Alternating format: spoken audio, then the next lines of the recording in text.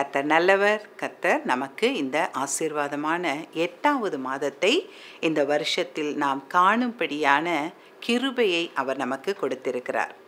இந்த வருஷம் தொடங்கி 7 மாதங்களை நாம் முடித்து இந்த ஆகஸ்ட் மாதத்திற்குள் நாம் நுழைந்திருக்கிறோம். தேவன் எவ்வளவு நல்லவர் என்பதை நாம் ஒவ்வொருவரும் நம்முடைய வாழ்க்கையில் நாம் ருசி பார்த்திருக்கிறோம். அவருடைய நாமம் மத்தியில் மகிமைப்படுவதாக. ஸோ இந்த நாளிலும் கூட தேவன் நமக்கு இந்த மாதத்தில் கொடுத்திருக்கிற வாக்குத்தத்தத்தை இன்னும் ஆழமாக நாம் தியானிக்க இருக்கிறோம்.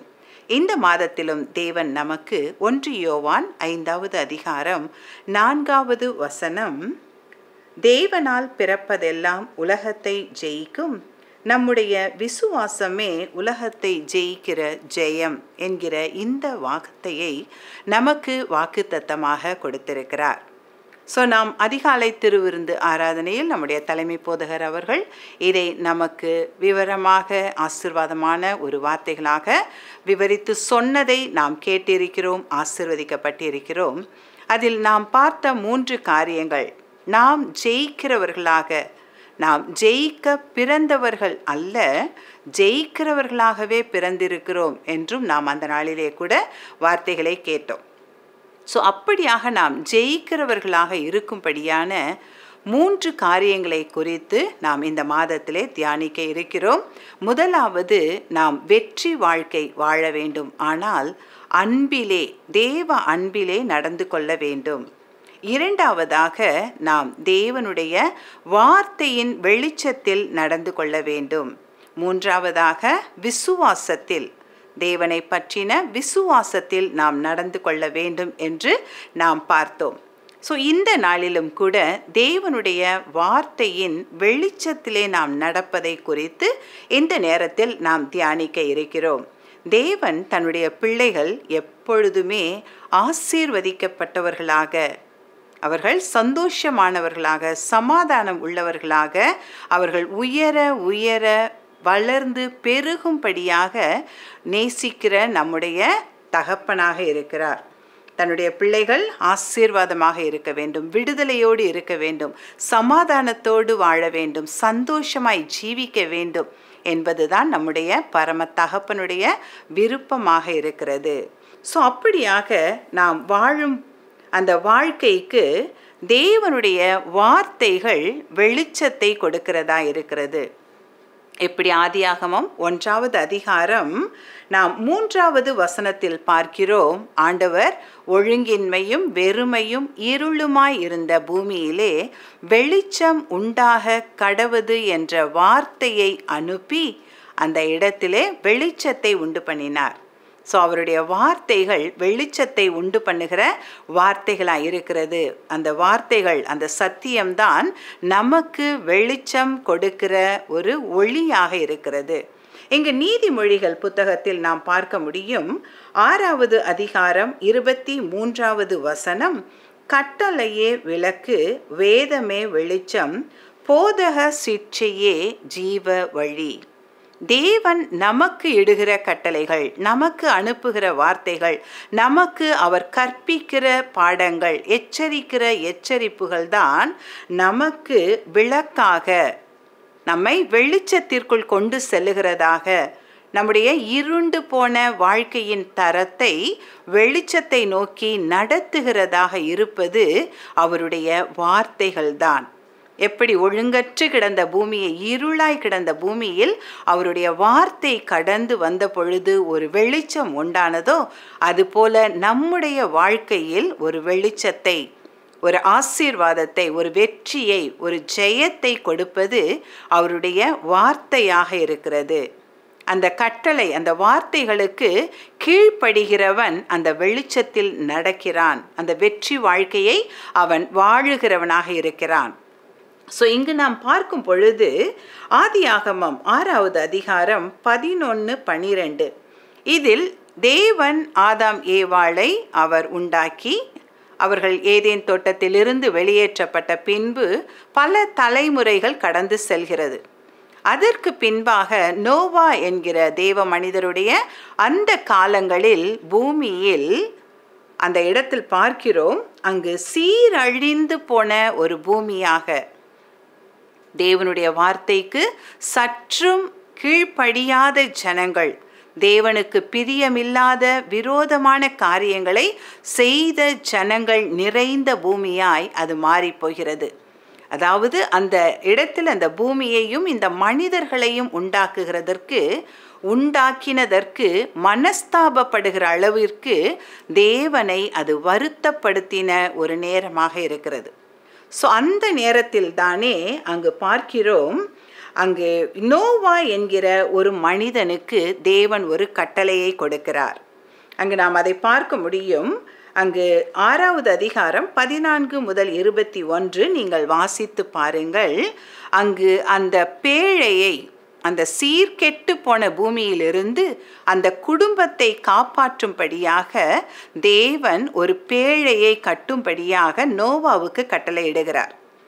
அதன் எல்லா விதமான காரியங்களையும், அதன் அளவுகளை, அது செய்ய வேண்டிய முறைகளை, அதில் வைக்க வேண்டிய உயிரினங்களை பற்றி எல்லாவற்றையும் அவர் சொல்லி அங்கு கட்டளையிடுகிறதை நாம் பார்க்கிறோம். ஸோ அந்த கட்டளை நோவாவுக்கு அந்த சீர்கெட்டு போன பூமியின் ஜனங்கள் மத்தியில் நீதிமானாய் உத்தமனாய் வாழ்ந்த அந்த நோவாவுக்கு அந்த கட்டளை கடந்து வருகிறது. அப்பொழுது நோவா செய்த காரியம் 6வது அதிகாரம் 22வது வசனம், நோவா அதை அப்படியே செய்து முடித்தான். தேவன் எதை சொன்னாரோ, எப்படி செய்ய சொன்னாரோ அதை அப்படியே அந்த இடத்தில் நோவா செய்து முடித்ததை நாம் அந்த இடத்துல பார்க்க முடிகிறது. ஸோ அங்கு பார்க்கிறோம், சீரழிந்து போன ஜனங்கள், அங்கு ஒரு இதுவரை கண்டிராத ஒரு அற்புதத்தை, இதுவரை செய்திராத ஒரு காரியத்தை, இதுவரை பெய்திராத ஒரு மழை, ஸோ அப்படிப்பட்ட ஒரு அற்புதத்தை, தேவன் இட்ட கட்டளையை செய்து முடித்த நோவா அங்கு அனுபவிக்கிறதை நாம் பார்க்கிறோம். ஒரு புதிய உலகம், முழு பூமியுமே கழுவப்பட்ட ஒரு பரிசுத்தமான பூமிக்குள் நோவா நுழைவதை போன்ற ஒரு புதிய உலகத்திற்குள் நோவா நுழைந்ததை நாம் பார்க்கிறோம். பூமியிலிருந்து எல்லாம் அழிந்து போனது, எல்லா தாவரங்களும் எல்லா உயிரினங்களும் அழிந்து போய் நோவாவும் அவன் குடும்பத்தினரும் அவனோடு கூட பேழைக்குள் இருந்த உயிரினங்கள் மட்டுமே காக்கப்பட்டு புதிய உலகத்திற்குள் காலடி எடுத்து வைக்கும்படியான ஒரு புதிய காரியத்தை தேவன் அந்த இடத்தில் செய்கிறதை நாம் பார்க்கிறோம். ஸோ தேவன் கட்டளையிட்ட வார்த்தைகளை அப்படியே ஏற்றுக்கொண்டு கீழ்ப்படிந்த நோவாவும் அவன் குடும்பத்தினரும் ஒரு புதிய சிருஷ்டிகளாக அங்கு அவர்கள் அந்த இடத்துல வளரத் தொடங்குகிறார்கள். ஸோ தேவன் கொடுக்கிற கட்டளைக்கு கீழ்ப்படுகிற மனிதர்கள் ஆசீர்வதிக்கப்படுவது என்பது நிச்சயமான ஒரு காரியமாக இருக்கிறது. அதே போல் இங்கு சங்கீதம் 119, 105 தாவீது சொல்லுகிற காரியம், உம்முடைய வசனம் என் கால்களுக்கு தீபமும் பாதைக்கு வெளிச்சமுமாயிருக்கிறது. நாம் எடுத்து வைக்க போகிற அடுத்த அடியில் நாம் என்ன செய்ய வேண்டும், அடுத்த நொடி எதை நாம் இந்த நாளில் கூட செய்ய வேண்டும் என்பதை அவருடைய வசனம், அவருடைய வார்த்தை என்னும் வெளிச்சத்தில்தான் நாம் நம்முடைய அடுத்த அடியை எடுத்து வைக்க முடிகிறது. அதை தான் இங்கு பார்க்கிறோம். அதே போல ஆதியாகமம் 12வது அதிகாரம் 1வது வசனத்தில் ஆபிராம் என்ற மனுஷனுக்கு தேவன் ஒரு கட்டளையை கொடுக்கிறார்.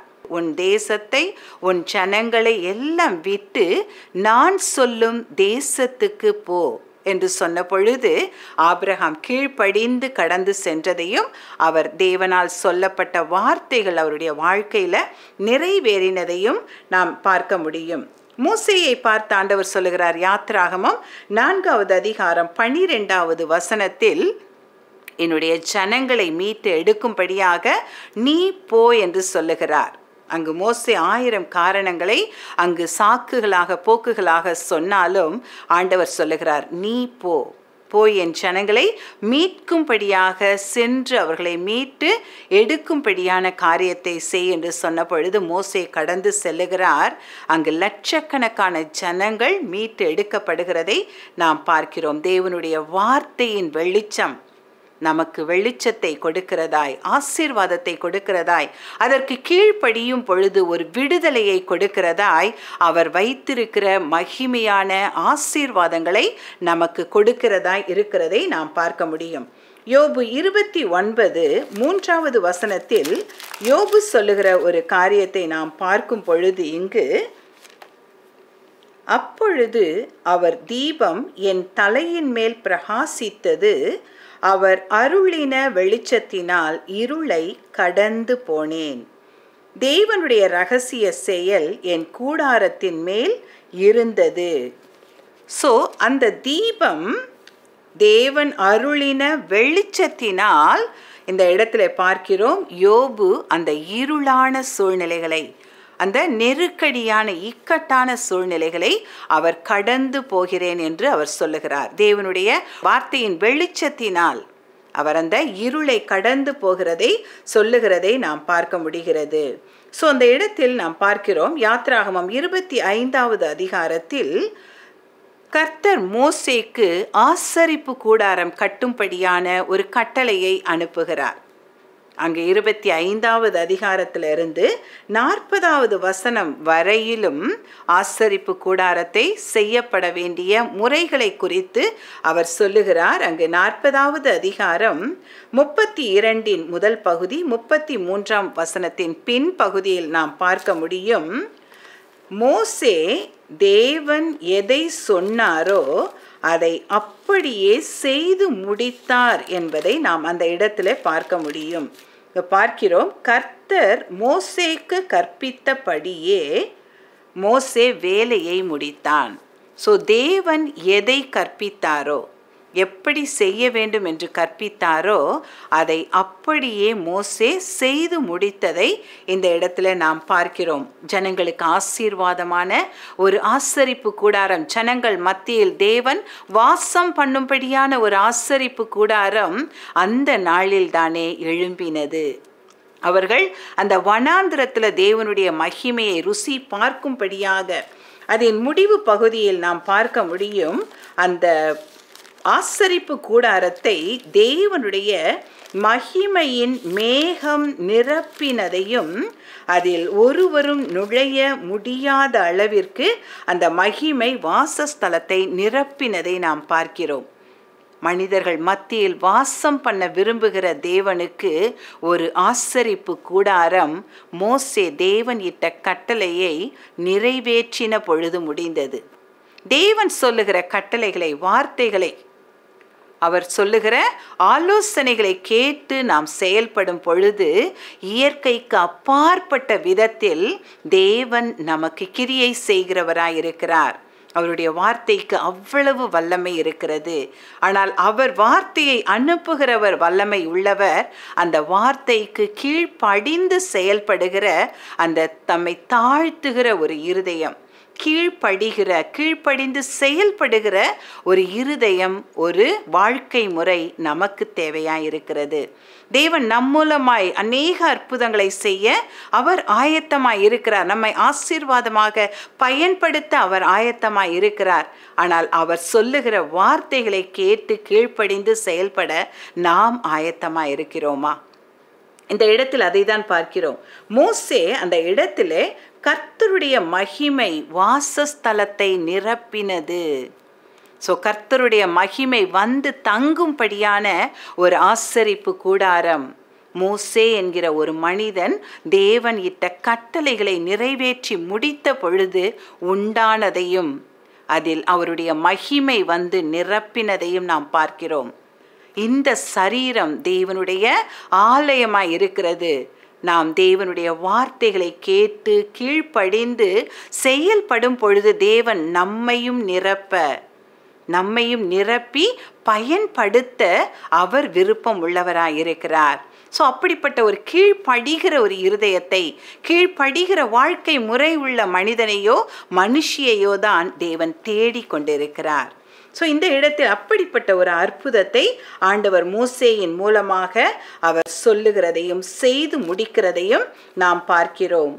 சங்கீதம் 119 159வது வசனத்தில் தாவீது சொல்லுகிற ஒரு காரியம், இதோ உம்முடைய கட்டளைகளை நேசிக்கிறேன். கர்த்தாவே, உமது கிருபையின்படி என்னை உயிர்ப்பியும். ஸோ இந்த இடத்துல தாவீது சொல்லுகிறார், உம்முடைய கட்டளைகளை நான் நேசிக்கிறேன் ஆண்டவரே. இந்த இடத்துல தாவீது சொல்லுகிறார், உம்முடைய கட்டளைகள், உம்முடைய வார்த்தைகள்.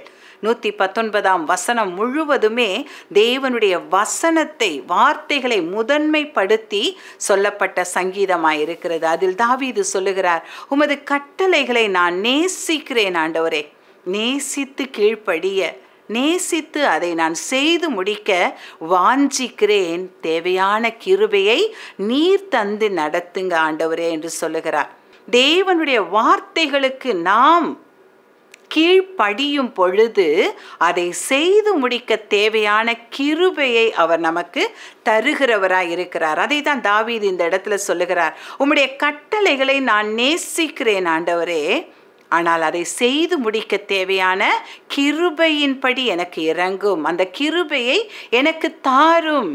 என்னால் முடியாது, எனக்கு வராது, இதெல்லாம் எனக்கு செய்ய தெரியாது. இல்லை, ஆண்டவர் சொல்லும் பொழுது நாம் அதை செய்ய நம்மை அர்ப்பணிக்கும் பொழுது தேவன் அதற்கு தேவையான கிருபைகளை தருகிறவராய் இருக்கிறார். ஸோ இந்த இடத்தில் அதை நாம் பார்க்கிறோம். கிதியோன் என்கிற மனிதனை நியாயாதிபதிகள் 6வது அதிகாரத்தில் நாம் பார்க்க முடியும்.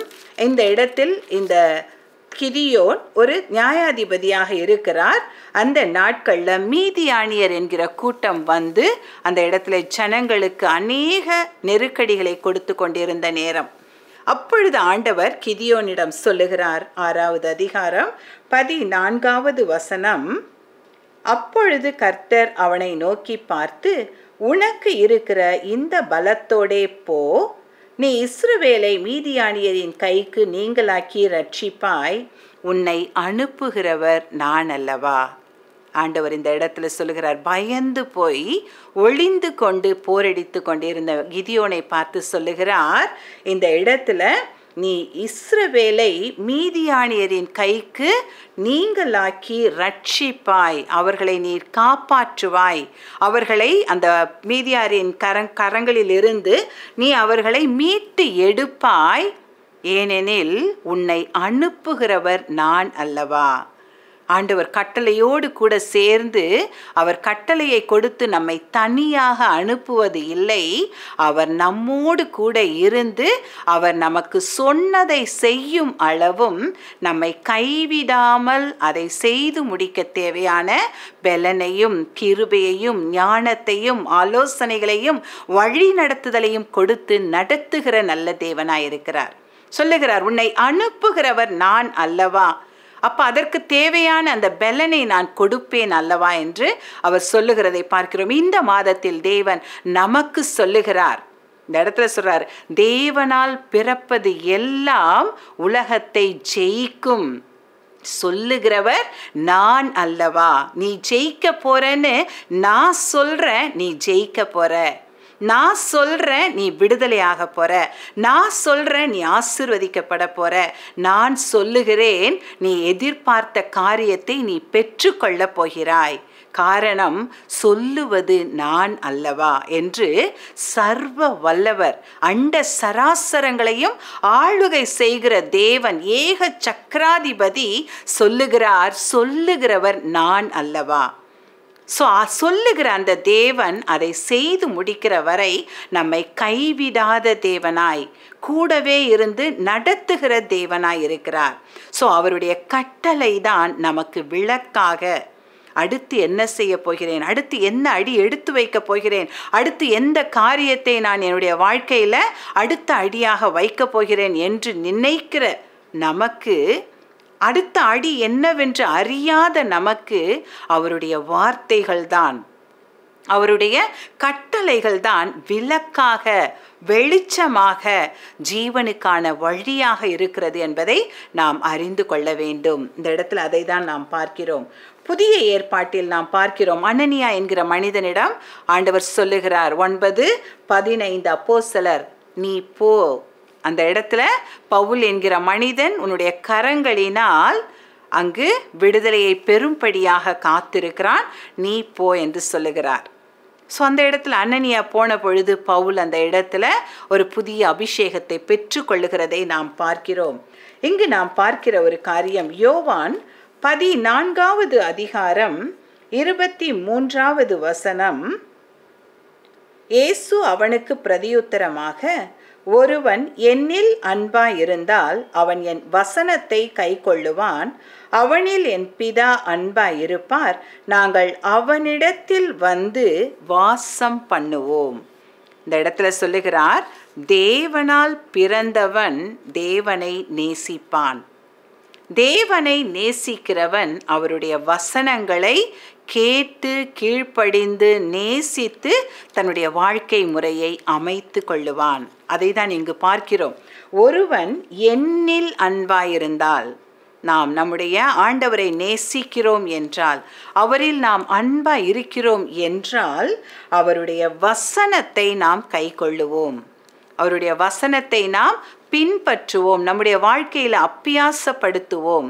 அப்பொழுது சொல்லுகிறார், அவனில் என் பிதா அன்பாய் இருப்பார். அந்த மனிதனிடம் என்னுடைய பிதாவானவர் அன்பாய் இருப்பார், நாங்கள் அவனிடத்தில் வந்து அவனோடே வாசம் பண்ணுவோம்.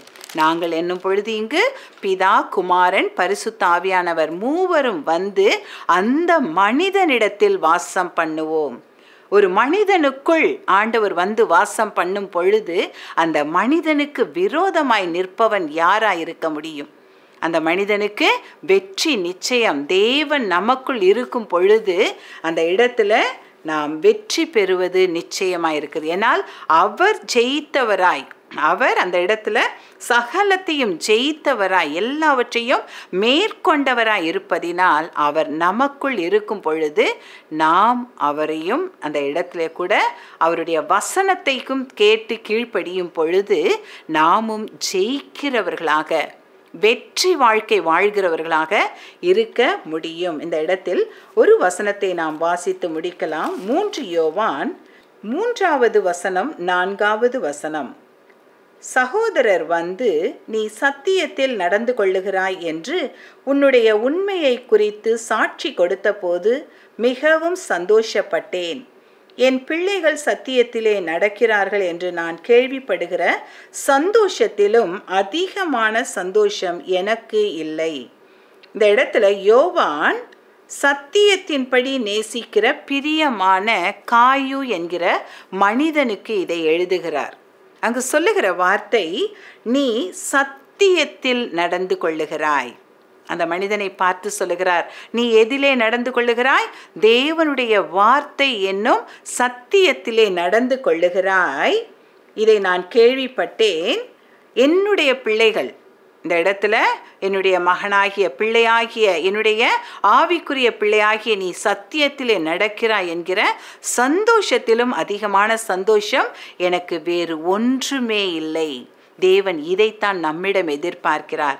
என்னுடைய பிள்ளைகள் என்னுடைய சத்தியத்திலே நடக்கிறார்கள் என்கிற அந்த சந்தோஷத்தை தேவன் நாம் கொடுக்கும்படியாக எதிர்பார்க்கிறார். ஸோ இதை செய்கிற அந்த மனிதனை யோவான் அங்கு ஆசீர்வதிக்கிறதை தான் 2வது வசனத்தில் நம்ம பார்க்கிறோம். பிரியமானவனே, இந்த இடத்துல சத்தியத்தில் நடக்கிற நீ இந்த இடத்துல எப்படிப்பட்டவன்? எனக்கு பிரியமானவன். பிரியமானவனே, உன் ஆத்துமா வாழ்கிறது போல நீ எல்லாவற்றிலும் வாழ்ந்து சுகமாய் இருக்கும்படி வேண்டுகிறேன். காரணம், நீ சத்தியத்தில் நடக்கிறாய் என்று நான் கேள்விப்பட்டேன். நீ சத்தியத்தை நடக்கிறாய் என்பதை நான் உன்னுடைய வாழ்க்கையிலிருந்து நான் பார்க்கிறேன் என்று சொல்லி அவர் அவனை வாழ்த்தி ஆசீர்வதிக்கிறார். பிரியமானவனே, உன் ஆத்துமா வாழ்ந்திருக்கிறது போல நீ எல்லாவற்றிலும் வாழ்ந்து சுகமாய் இருக்க வேண்டும், ஜெயம் பெற்றவனாய் இருக்க வேண்டும், மேற்கொள்ளுகிறவனாய் இருக்க வேண்டும் என்று நான் விரும்புகிறேன். ஸோ இதைத்தான் தேவன் நம்மிடம் எதிர்பார்க்கிறார். என்னால் தேவனால் பிறந்த நாம், தேவனை நேசிக்கிற நாம், தேவனுடைய வார்த்தைகளுக்கு கீழ்ப்படிந்து சத்தியத்திலே நடக்கிறவர்களாய், தேவனுடைய கட்டளைகளை விளக்குகளாக, வெளிச்சமாக, தீபமாக கொண்டு நம்முடைய வாழ்க்கையை நடத்துகிறவர்களாய் இருக்க தேவன் விரும்புகிறார்.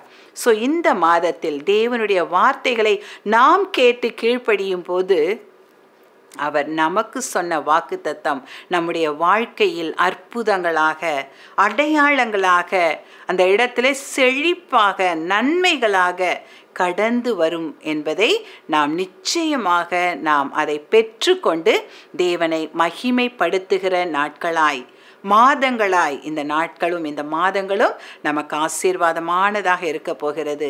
8 என்பது ஒரு புதிய துவக்கத்தை குறிக்கிற ஒரு எண்ணாக வேதத்தில் குறிப்பிடப்படுகிறது. ஒரு புதிய துவக்கம். தேவனுடைய வார்த்தையில் நான் இந்த நாட்களில் கூட வார்த்தைகளை தாவீது சொன்னது போல, உம்முடைய கட்டளைகளை நேசிக்கிறேன் ஆண்டவரே.